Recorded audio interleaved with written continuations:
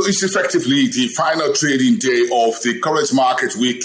Thank God. It's a Friday tomorrow. It's a Good Friday, and markets will be closed across a number of regions on Frontier Africa and around the world. I am Boasting number 5. This is your Frontier Opening Bell. Just a very quick dive into our marketplace for Wednesday midweek. The Nigerian stock markets took a very deep breath, 1.88%. down as investors sold down heavily on Airtel Africa, the second largest mobile operator by market cap after MTN. That's Airtel lost 10%, dragging the rest of the market. We saw a few other losses, by the way, in the banking space, which includes ZimRe Holdings on the back of its latest earnings. The upside to yesterday's market came from a few big names such as Zenith, Jitco, and Lafarge Africa, which is the third largest cement maker by market cap on Nigerian exchange. Let's leave it that. BRVM, the Bank of Africa Senegal, was one of the big companies on the BRVM yesterday in West Africa that took the composite down by 0.29%, still holding below the 200 reading. The Egyptian market went up 0.12%, 17,019.25. The Nairobi market skittish just by 1 basis point, 112.79 on the NSE All Share Index, while the GSE fell 1.04% at 76,656. Those are your big numbers from some of the biggest exchanges across Frontier Africa on Wednesday. So let's welcome you to Thursday, the fourth trading day of the week, looking at some of the biggest economic investment markets, business and corporate news on the continent. Stanbic Bank of Kenya, so PMI independent data reading that the Kenyan's manufacturing activity is still in a contractionary mode, 49.2, better than the point of 46.6 in February, but still below the 50.0. A couple of other PMIs are coming through from a number of jurisdictions on the continent. The KCB Group says it's in talks with partners to look at how to put boots on the ground in Ethiopia.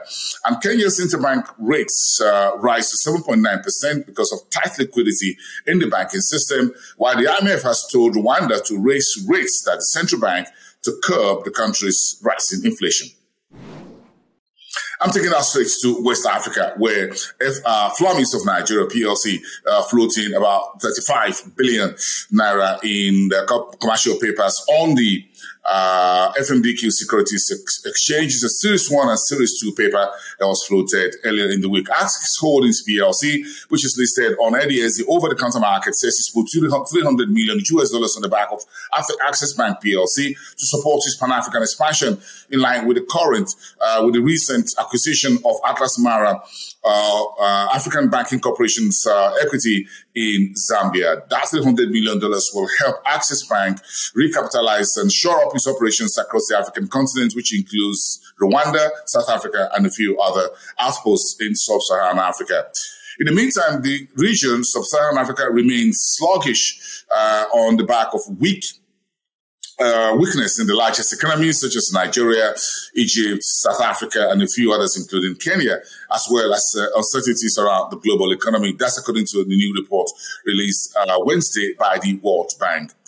And Nigeria's foreign capital inflows slumped to $1.5 billion between the fourth quarter of 2021 and the fourth quarter of 2022, according to the latest data released 2 days ago by the Statistics Office.